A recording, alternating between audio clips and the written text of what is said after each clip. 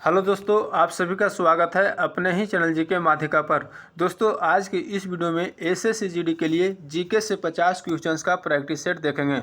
और दोस्तों, अगर आप लोग डेली प्रैक्टिस सेट मारने के लिए चाहते हैं तो आप लोग इस चैनल को सब्सक्राइब कर लीजिए, क्योंकि दोस्तों आप लोग को इस चैनल पर regular 50 question GK GS current affair का प्रैक्टिस सेट कराया जाता है। तो अगर आप लोग डेली प्रैक्टिस सेट मारने के लिए चाहते हैं तो आप लोग इस चैनल से जुड़ जाइए और डेली प्रैक्टिस सेट मारिए, जिससे दोस्तों आप लोग को काफ़ी फायदा होगा। ठीक है, तो चलिए आज का वीडियो शुरू करते हैं।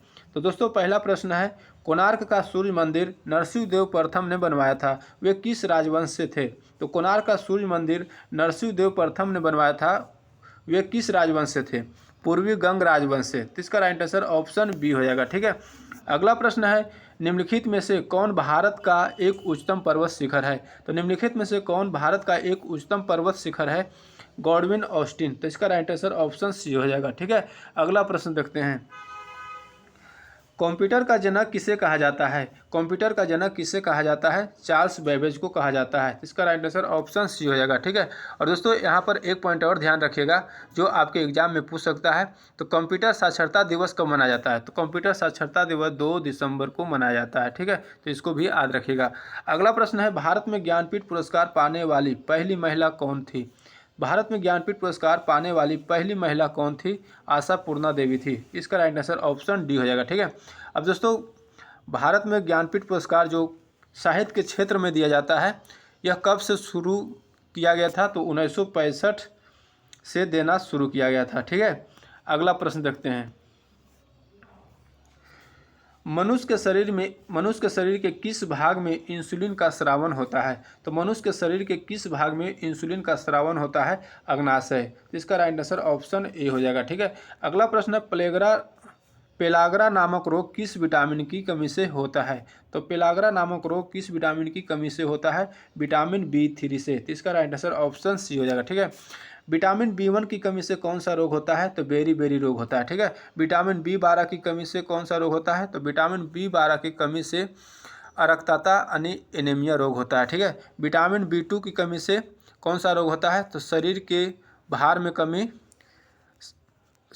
में भार की कमी, ये सब रोग होता है। ठीक है, सूखा रोग होता है विटामिन B2 की कमी से। ठीक है, अगला प्रश्न देखते हैं, पशुओं का फुट एंड माउथ नामक रोग किसके कारण होता है? तो पशुओं का फुट एंड माउथ नामक रोग किसके कारण होता है? विषाणु के कारण होता है, यानी वायरस के कारण। तो इसका राइट आंसर ऑप्शन बी हो जाएगा। ठीक है, अगला प्रश्न है, भारत छोड़ो आंदोलन का वर्ष है? तो भारत छोड़ो आंदोलन का वर्ष है 1942। तो इसका राइट आंसर ऑप्शन सी हो जाएगा। ठीक है, और दोस्तों एक पॉइंट यहाँ पर और ध्यान रखिएगा कि भारत छोड़ो आंदोलन के समय गांधी जी ने करो या मरो का नारा दिया था।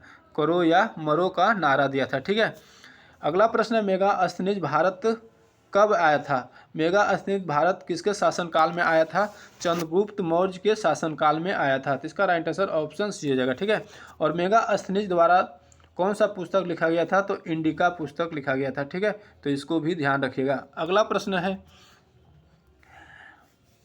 पहला परमाणु बम गिराया गया था? पहला परमाणु बम गिराया गया था हिरोशिमा पर गिराया गया था। तो इसका राइट आंसर ऑप्शन डी हो जाएगा। और कब गिराया गया था? हिरोशिमा पर गिराया गया था 6 अगस्त 1945 को गिराया गया था। और नागासाकी पर गिराया गया था 9 अगस्त 1945 को गिराया गया था।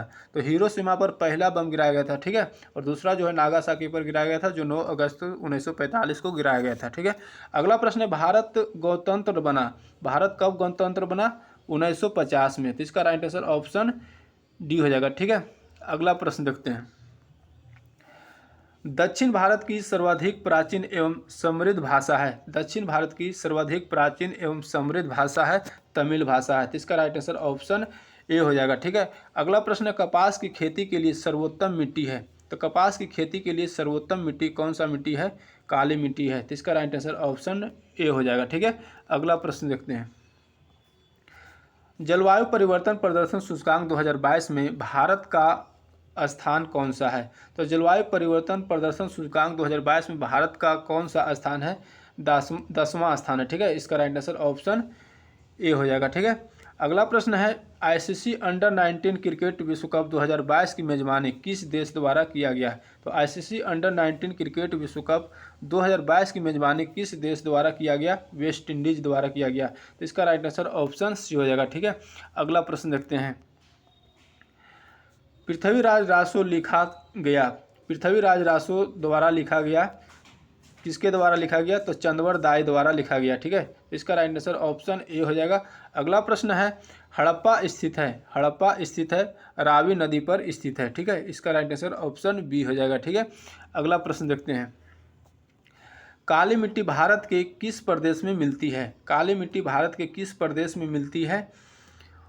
तो महाराष्ट्र, मध्य प्रदेश और गुजरात, उपरोक्त सभी प्रदेश में मिलती है। तो इसका राइट आंसर डी हो जाएगा। ठीक है, अगला प्रश्न देखते हैं।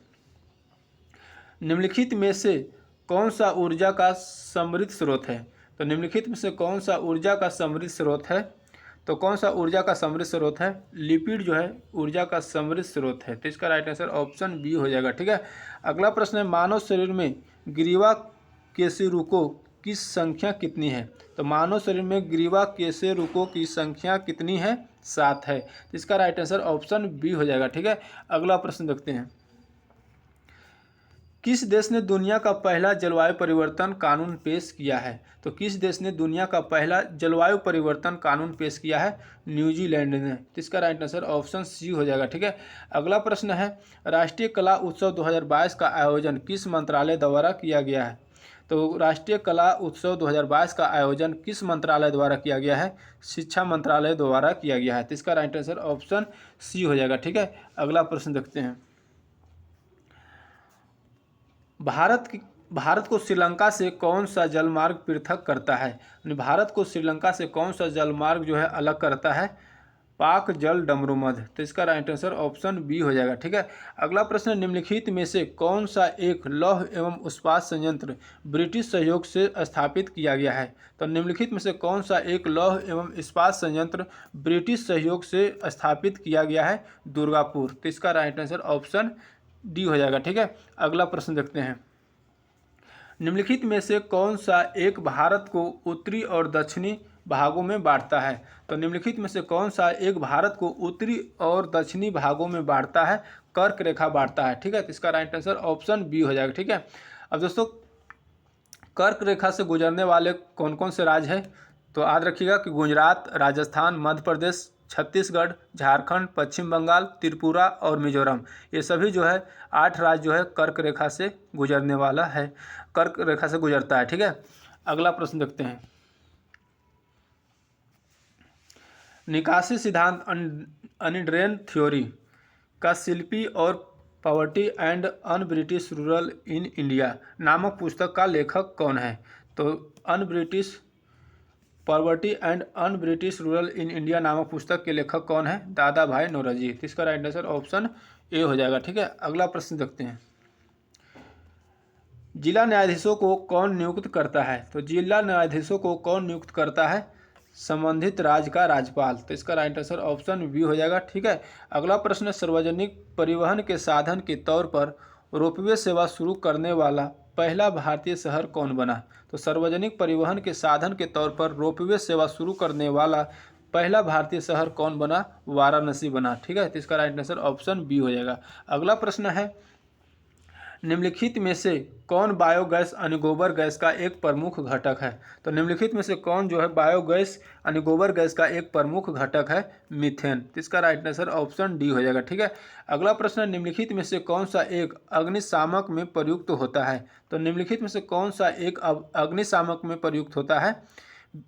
खाने का सोडा यानी बेकिंग सोडा। तो इसका राइट आंसर ऑप्शन ए हो जाएगा। ठीक है, और खाने का सोडा का रासायनिक सूत्र क्या होता है? तो NaHCO3। ठीक है, अगला प्रश्न देखते हैं।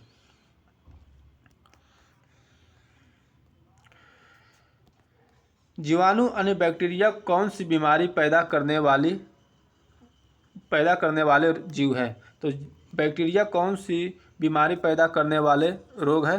तपेदिक यानी अक्षमा। तो इसका राइट आंसर ऑप्शन डी हो जाएगा। ठीक है, अगला प्रश्न है काला जार जवर का संचरण होता है। तो काला जार जवर का संचरण होता है सिकता मक्खी के काटने से होता है। तो इसका राइट आंसर ऑप्शन सी हो जाएगा। ठीक है, अगला प्रश्न देखते हैं। प्रकाश तरंगे है, प्रकाश तरंगे है, विद्युत चुम्बकीय तरंगे है। तो इसका राइट आंसर ऑप्शन सी हो जाएगा। अगला प्रश्न है, गैल्वेनोमीटर के द्वारा मापा जाता है, यानी गैल्वेनोमीटर के द्वारा पता लगाते हैं, किसका पता लगाते हैं, धारा का पता लगाते हैं। तो इसका राइट आंसर ऑप्शन सी हो जाएगा। ठीक है, अगला प्रश्न है, मगध की प्रथम राजधानी कौन सी थी। तो मगध की प्रथम राजधानी कौन सी थी, गिरिब्रज यानी राजगिरह। तो इसका राइट आंसर ऑप्शन सी हो जाएगा।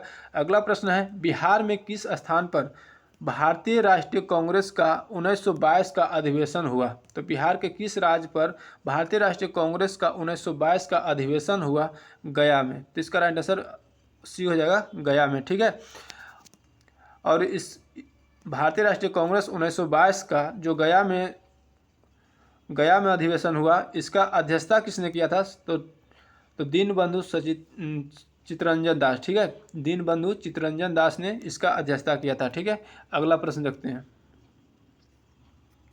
निम्नलिखित में से कौन सा एक जल में घुलनशील विटामिन है। तो जल में घुलनशील विटामिन कौन सा है, विटामिन बी और सी जल में घुलनशील विटामिन है। ठीक है, तो इसमें ऑप्शन में दिया है बी, ऑप्शन बी हो जाएगा राइट आंसर। विटामिन सी जो है जल में घुलनशील है और बाकी सभी जो है वसा में घुलनशील है। ठीक है, अगला प्रश्न है, एक दिन में किसी समान व्यक्ति को वृक्कों में से होकर कितने लीटर रक्त गुजरता है। तो एक दिन में किसी समान व्यक्ति के वृक्कों यानी किडनी में से होकर कितना लीटर रक्त गुजरता है, 170 लीटर। तो इसका राइट आंसर ऑप्शन सी हो जाएगा। ठीक है, अगला प्रश्न देखते हैं। जब लोहे में जंग लगता है तो उसका भार क्या होता है। जब लोहे में जंग लगता है तो उसका भार बढ़ता है। तो इसका राइट आंसर ऑप्शन ए हो जाएगा। अगला प्रश्न है, निम्नलिखित में से वह धातु कौन सी है जिसका प्रयोग विद्युत चुंबक के रूप में नहीं किया जाता है। तो वह धातु कौन सी है जिसका प्रयोग विद्युत चुंबक के रूप में नहीं किया जाता है, तांबा। तो इसका राइट आंसर ऑप्शन बी हो जाएगा। ठीक है, लोहा, निकेल और कोबाल्ट को विद्युत चुंबक के रूप में उपयोग किया जाता है। ठीक है, अगला प्रश्न देखते हैं। जब लोहे में जंग लगता है तो उसका भार क्या होता है, बढ़ता है। तो इसका राइट आंसर ऑप्शन ए हो जाएगा। अगला प्रश्न, निम्नलिखित में से वह धातु कौन सी है जिसका प्रयोग विद्युत चुंबक के रूप में नहीं किया जाता है, तो तांबा है। ठीक है, बी राइट आंसर हो जाएगा। अगला प्रश्न देखते हैं। मंत्रिपरिषद की बैठकों की अध्यक्षता कौन करता है। मंत्रिपरिषद की बैठकों की अध्यक्षता कौन करता है, प्रधानमंत्री करता है। तो इसका राइट आंसर ऑप्शन ए हो जाएगा। ठीक है, अगला प्रश्न है, गांधी जी का राजनीतिक गुरु किसे माना जाता है। गांधी जी का राजनीतिक गुरु किसे माना जाता है, गोपाल कृष्ण गोखले को। तो इसका राइट आंसर ऑप्शन ए हो जाएगा। ठीक है, अगला प्रश्न देखते हैं। भारत की पहली बहुउद्देशीय परियोजना का निर्माण किस नदी पर हुआ था। तो भारत की पहली बहुउद्देशीय परियोजना का निर्माण किस नदी पर हुआ था, तो किस नदी पर हुआ था, दामोदर नदी पर। तो इसका राइट आंसर बी हो जाएगा। ठीक है, अगला प्रश्न है, निम्नलिखित में से कौन सी नदी अपना मार्ग बदलते रहने के लिए कुख्यात है। तो कौन सी नदी जो है अपना मार्ग बदलते रहने के लिए कुख्यात है, कोसी नदी। तो इसका राइट आंसर ऑप्शन बी हो जाएगा। ठीक है, और बिहार का शोक भी कोसी नदी को कहा जाता है। ठीक है, अगला प्रश्न देखते हैं।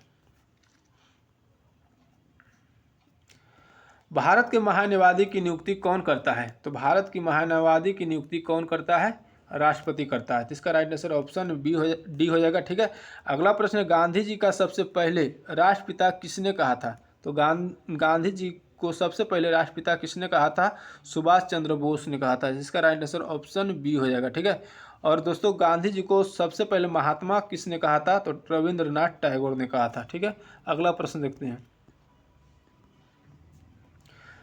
94वें अकादमी पुरस्कार यानी ऑस्कर अवार्ड 2022 में किस फिल्म के सर्वश्रेष्ठ डॉक्यूमेंट्री फीचर फिल्म का अवार्ड मिला है। तो 94वें अकादमी पुरस्कार यानी ऑस्कर अवार्ड 2022 में किस फिल्म को सर्वश्रेष्ठ डॉक्यूमेंट्री फीचर फिल्म का अवार्ड मिला है, तो समर ऑफ सोल। तो इसका राइट आंसर ऑप्शन बी हो जाएगा। ठीक है, अगला प्रश्न, निम्नलिखित में से कौन से अनुच्छेद में विधि के समझ क्षमता का अधिकार का प्रावधान है। तो कौन से अनुच्छेद में विधि के समक्ष समता का अधिकार है, अनुच्छेद 14। तो इसका राइट आंसर ऑप्शन ए हो जाएगा। ठीक है, अगला प्रश्न देखते हैं।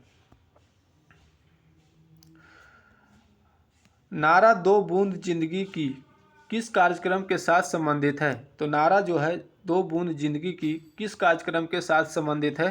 पल्स पोलियो के साथ संबंधित है। इसका राइट आंसर ऑप्शन सी हो जाएगा। अगला प्रश्न, सार्क का मुख्यालय स्थित है। तो सार्क का मुख्यालय कहाँ स्थित है? काठमांडू में स्थित है। इसका राइट आंसर ऑप्शन सी हो जाएगा। ठीक है, अब दोस्तों बात कर लेते हैं सार्क की स्थापना कब किया गया था। तो 8 दिसंबर 1985 ईस्वी को किया गया था। ठीक है, और इसमें 8 सदस्य देश है। कौन कौन से हैं? भारत, पाकिस्तान, बांग्लादेश, नेपाल, भूटान, श्रीलंका, मालदीव, अफगानिस्तान। ये सभी 8 देश जो है सार्क का सदस्य देश है। ठीक है, तो दोस्तों आज का वीडियो वहीं तक रहने देते हैं। फिर मिलेंगे अगले वीडियो में 50 क्वेश्चंस के साथ, नए सेट के साथ। अगर वीडियो अच्छा लगा तो लाइक करिएगा, चैनल पे नए तो चैनल को सब्सक्राइब करके बेल आइकन दबा लीजिएगा। जय हिंद।